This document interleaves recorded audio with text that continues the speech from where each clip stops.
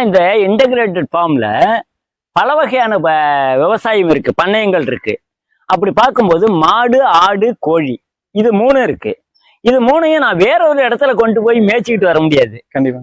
இது சுத்தி காம்பவுண்ட் இருக்கா, ஓகே. இங்க இருக்கிற நம்ம ஆடு, மாடு, கோழி எல்லாம் மேயறதுக்காக தான் இந்த மாந்தோட்டம். சரிங்க. அப்படி பார்க்கும்போது பாருங்க, இந்த புல்ல சாப்பிட்டுடுது, அதனுடைய சாணம் மரத்துக்கு எருவாயிடுது.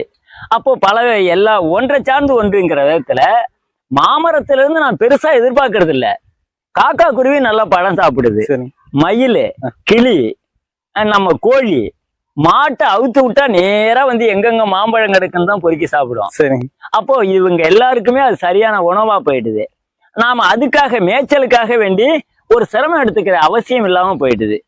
அதனால ஒன்றை சார்ந்து ஒன்றுங்கிற விதத்துல மாந்தோப்பை நமக்கு பயன்படுது. அது இல்லாம இந்த மாங்காயும் நான் வந்து யாருக்கும் வியாபாரிக்கு விற்கிறது இல்ல. யாரு வந்து கன்சியூமர் வராங்களா, நம்ம பண்ணைக்கு மீன் வாங்க வராங்க, ஐயா 2 கிலோ மாங்காய் கொடு, இல்ல அரிசி வாங்க வராங்க, ஐயா கொஞ்சம் மாங்காய் கொடுங்களேன், சரியா போச்சு. ஐயா மாங்காய் ஊறுகாய் வத்தல் இருக்குதா, பெரும்பாலும் ஊறுகாய் போட மாட்டேன், வத்தல் இருக்கு, மாங்காய் வத்தல் யாரு கேட்கறாங்களோ மாங்காய் வத்தல பேக்கெட் பண்ணி கொடுத்துருவேன். எல்லாம் மூட்டை மூட்டையா இருக்கும், கேட்கறவங்களுக்கு அது கொடுத்துடுறோம். கண்டிப்பா. அதாவது மாங்காய் இப்ப வியாபாரம் பண்ண முடியல அப்படின்னா அதை மதிப்பு கூட்டல் பண்ணிடுவீங்க. ஆமா, மதிப்பு கூட்டல்ங்கிறது நீங்க சொல்றது. எங்களுக்கு என்னன்னா அந்த மாங்காய் வீணா போயிடக்கூடாது. எப்பவுமே